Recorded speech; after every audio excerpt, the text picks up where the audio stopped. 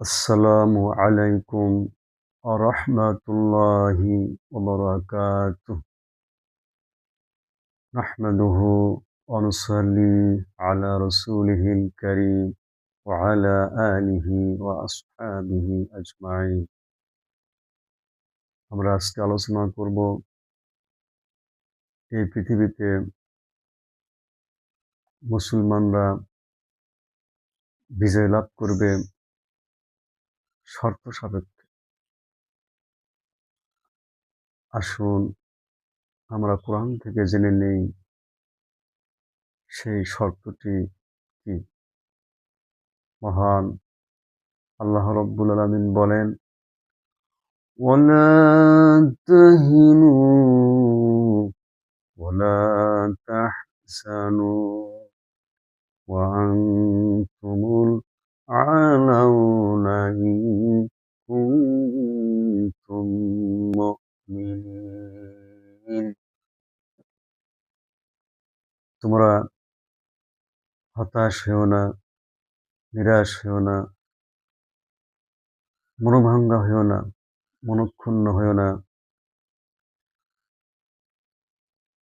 তোমরা বিজয় লাভ করবেই যদি তোমরা প্রকৃত মুমিন হয়ে থাকো।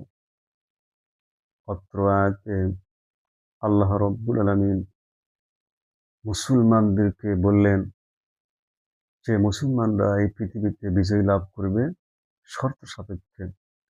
সেই শর্তটি হলো তাদেরকে পরিপূর্ণ ঈমানদার হতে হবে। তার ঈমানের দাবি পূরণ করতে হবে।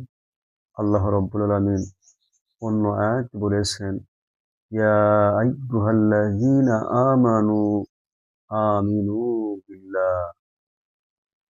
হে ঈমানদারগণ, তোমরা আল্লাহর প্রতি বিশ্বাস স্থাপন করো। তো মুসলমানরা তো আল্লাহর উপর বিশ্বাস স্থাপন করছে, ঈমান এনেছে। তারপরে আল্লাহ তাআলা কেন বললেন যে হে ঈমানদারগণ, তোমরা আল্লাহর প্রতি বিশ্বাস স্থাপন করো, ঈমান আনো? এর কারণ হলো নিষ্ঠা সহকারে আল্লাহর প্রতি ঈমান আনতে হবে।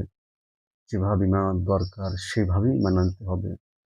আল্লাহ রাব্বুল আলামিন আমাদেরকে আমল করার তৌফিক দান করুন। আসসালামু আলাইকুম ওয়া রাহমাতুল্লাহি ওয়া বারাকাতুহু।